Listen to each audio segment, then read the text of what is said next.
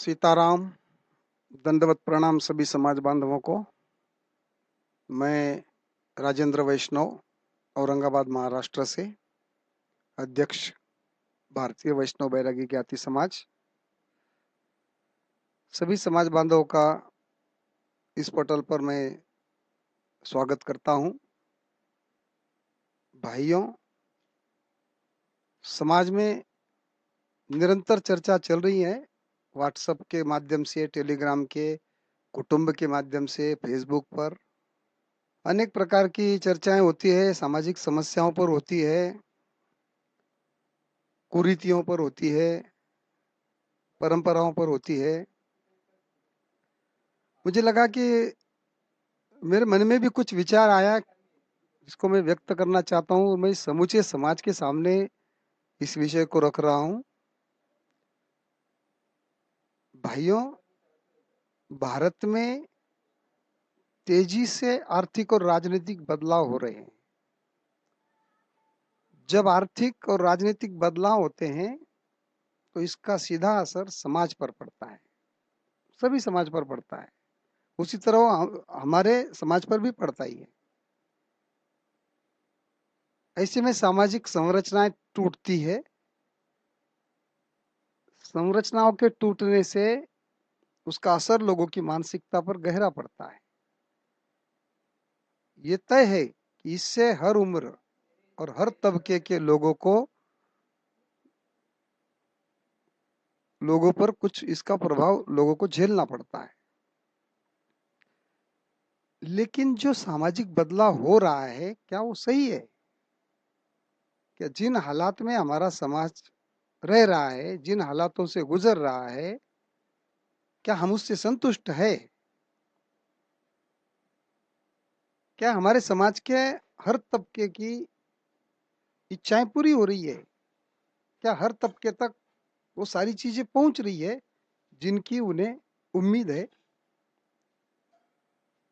क्या कोई परिवार है ऐसा जो वैवाहिक समस्या से जूझ नहीं रहा है? नौकरियां सरकारी हो चाहे चाहे प्राइवेट हो, नौकरियों का स्तर क्या है? हमारी उपस्थिति किस क्लास में है? क्लास 4 में कितनी है? क्लास 3 में कितनी है? क्लास 2 में कितनी है? क्लास 1 सुपर क्लास 1 में हमारी भागीदारी क्या है? राजनीति में हमारी भागीदारी क्या है? इन सब बातों को गंभीरता से सोचने की आवश्यकता है। समाज को बदलने से पहले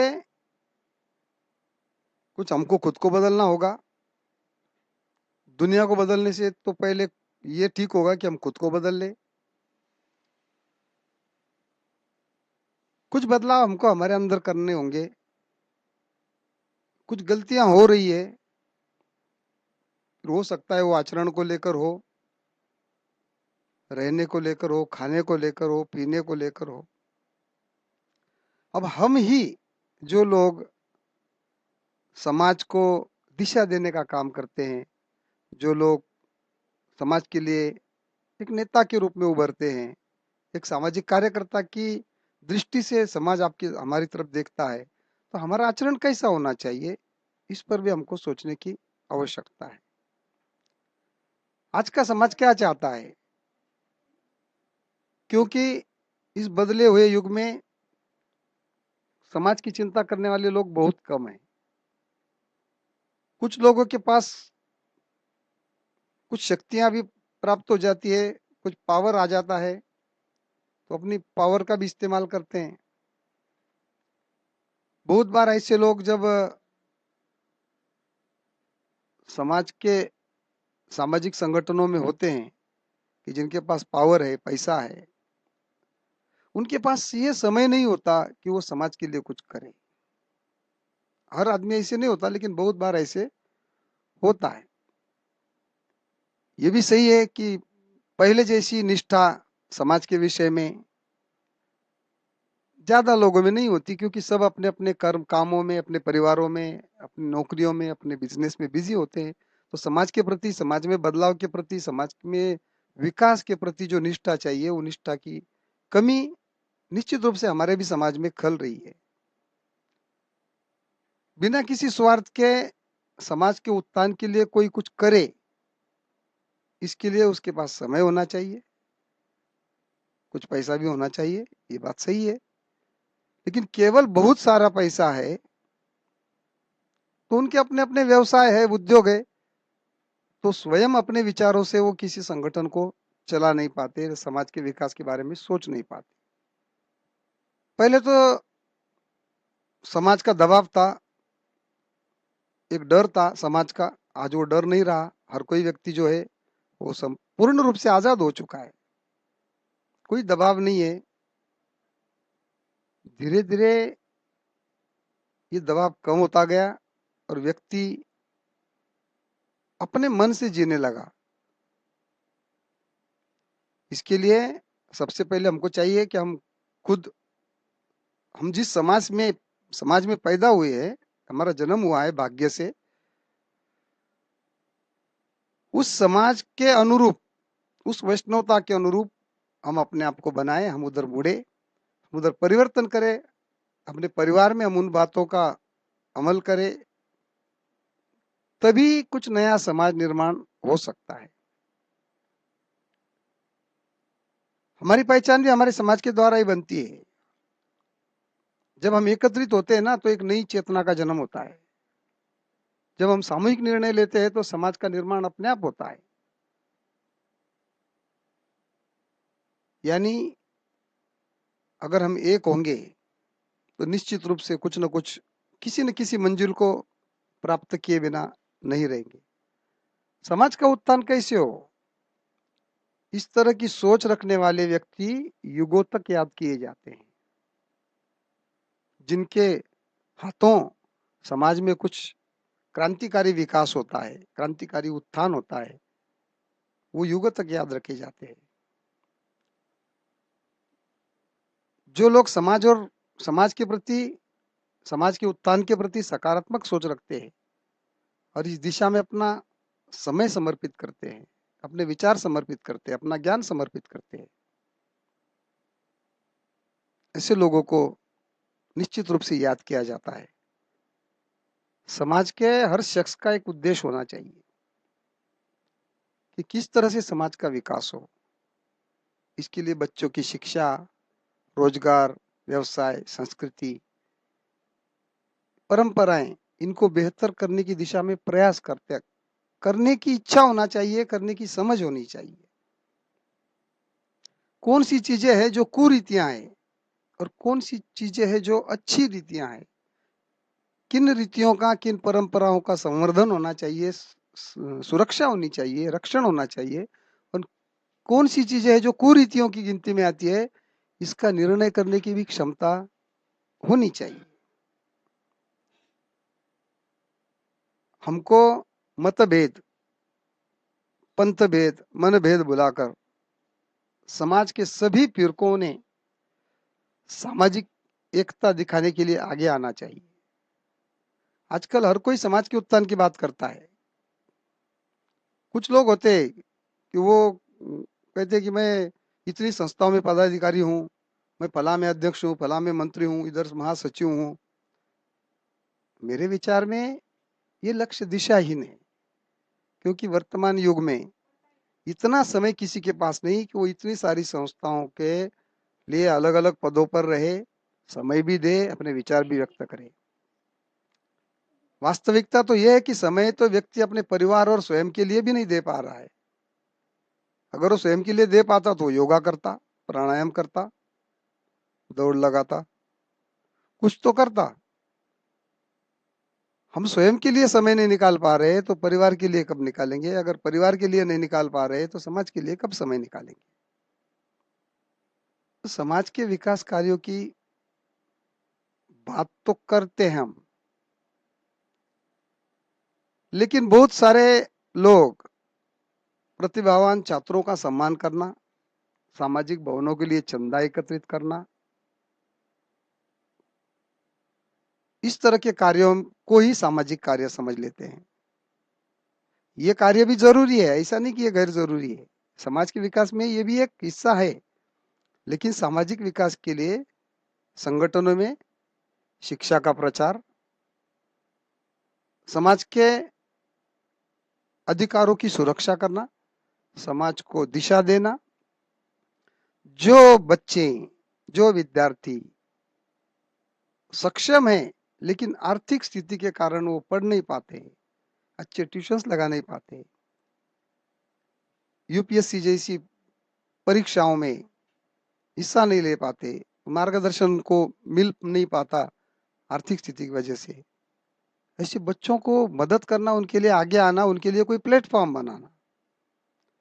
वैवाहिक समस्या है, विवाह की वैवाहिक समस्या से लगभग हर परिवार जूझ रहा है। कुछ परिवार इससे जूझ रहे कि विवाह के बाद में फिर अनबन हुई, डिवोर्स के मैटर बने, कुछ लड़कियां लड़के अपने कोर्ट की चक्कर लगा रहे, वो मैटर सालों से कोर्ट में चल रहे हैं, उनका जो निजी जीवन है, उनका जो वैवाहिक जीवन है, वो उसका समय जो है वो बर्बाद हो रहा है। कहीं कहीं ये न तो लड़का लड़की इस बात को समझ पा रहे और कहीं कहीं ना उनके माता पिता समझ पा रहे। इस पर भी काम होना चाहिए। ये केवल भवन बनाना या चंदा एकत्रित करना, हॉस्टल बना लेना या तो फिर विद्यार्थियों का सम्मान कर लेना, उसके आगे बढ़ने की आवश्यकता है। ये तो आवश्यक है।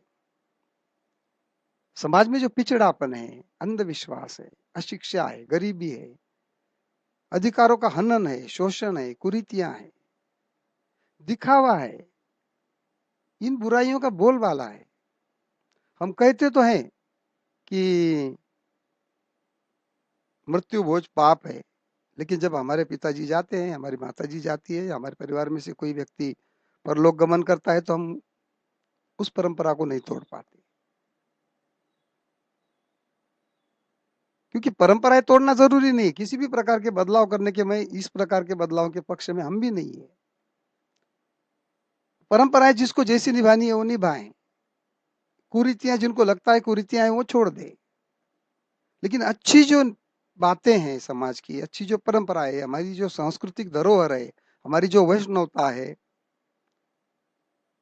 इसमें कुछ चीजें बाधक है, इन पर भी ध्यान देना जरूरी है। बुराइयों के प्रसार में समाज का उच्च शिक्षित और संपन्न वर्ग जो है ये बड़ा योगदान देते हैं।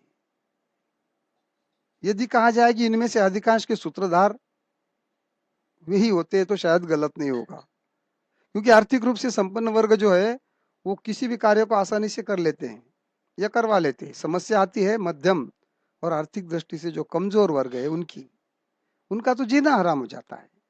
करे तो मरे, न करे तो मरे।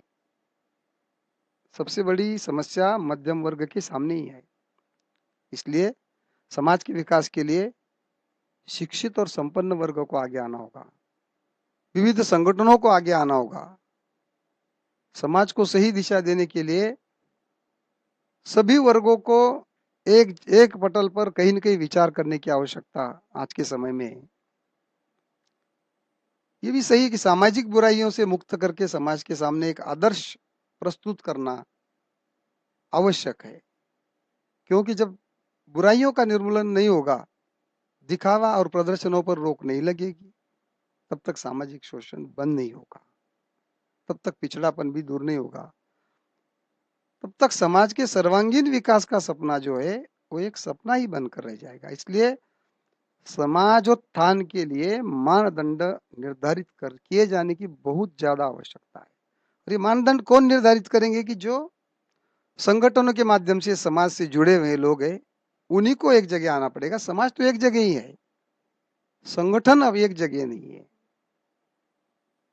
तो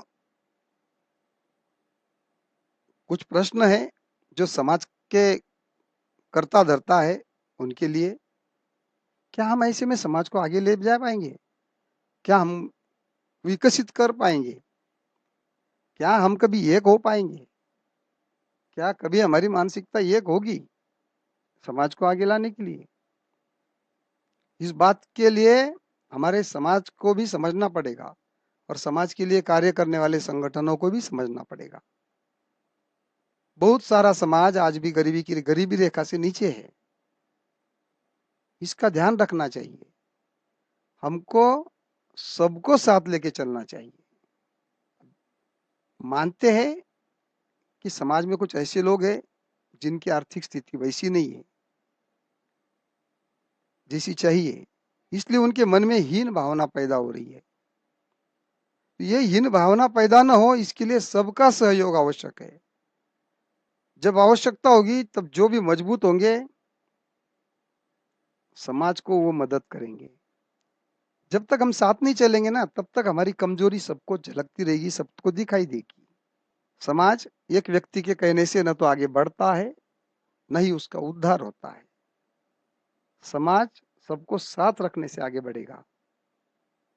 पैसा तो सीढ़ी है एक लक्ष्य तक पहुंचने के लिए। हम समाज को थोड़ा समय दें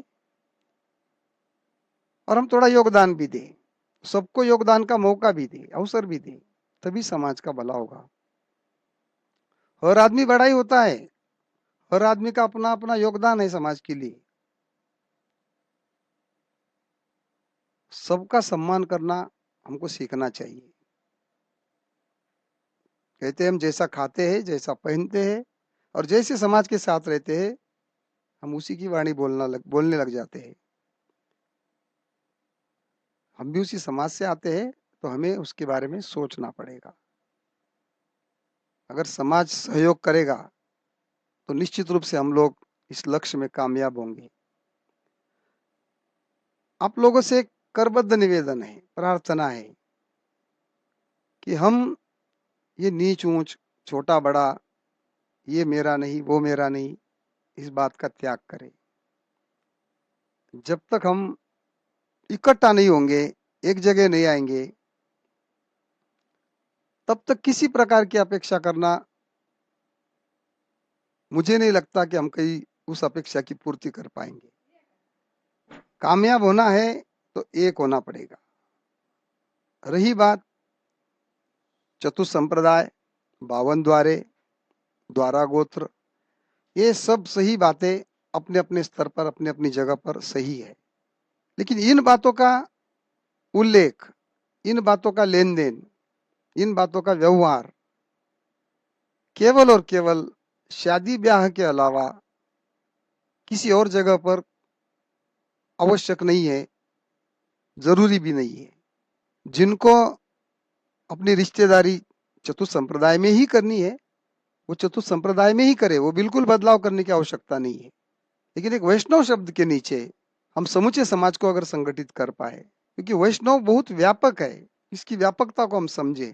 ये जो अलग अलग फिरके हैं, इन फिरकों को थोड़ा साइड में रखने की, इनको भुलाने की आज के समय में आवश्यकता है।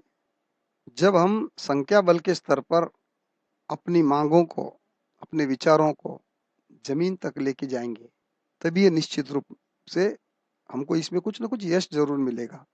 हमें अपनी जमीन तैयार करनी है। हमें अपने निचले तबके के जो भाई है उनको जगाना है। हमारी बहुत सारी कमजोरियां हैं, इन कमजोरियों को छोड़ना पड़ेगा। हमको आत्ममंथन करना पड़ेगा कि ये कमजोरियां क्या है। किसी की सिखाने की आवश्यकता नहीं है। जिस भी कमजोरी से, जिस भी बात से समाज टूट रहा हो, उस बात को हम अपने अपने स्तर पर, निजी स्तर पर जरूर रखें, समाज के पटल पर न रखे तो अच्छा होगा। उसके बिना हम समाज के उत्थान के बारे में सोच भी नहीं पाएंगे। हम केवल एकता एकता करते रह गए। पिछले 30-40 साल से हम लोग सोच रहे हैं कि हम एक होंगे, लेकिन जो बातें इसमें अड़ंगा बन जाती है उन बातों को अब त्यागने का समय है, तभी हम सार्थक परिणाम ला पाएंगे। समाज के आर्थिक, सामाजिक, राजनीतिक दृष्टि से जो लोग पिछड़े हुए हैं उनके उत्थान के उद्देश्य से संगठित होकर समाज के हित के लिए आगे आना पड़ेगा। किसी भी समाज में उत्थान का सबसे सुगम मार्ग है शिक्षा। शिक्षा से व्यक्ति खुद तो संपन्न होता ही है, उसका परिवार, उसका समाज भी प्रगति के पथ पर अग्रसर होता है। कश्मीर से कन्याकुमारी तक पूरे वैष्णव समाज को एक होने के लिए हम कदम बढ़ाना चाहते हैं। अगर आप सहमत है तो हमें साथ में दिए गए मोबाइल नंबर पर कृपया अपना नाम और पता व्हाट्सएप करें। आपको एक राष्ट्रीय पटल से जोड़ने की मंशा है। जो भी लोग समाज के उत्थान में अपना समय, अपने विचार रखना चाहते हैं या जो लोग इस विषय से सहमत है वो कृपया जुड़ने के लिए आमंत्रित है। सीताराम।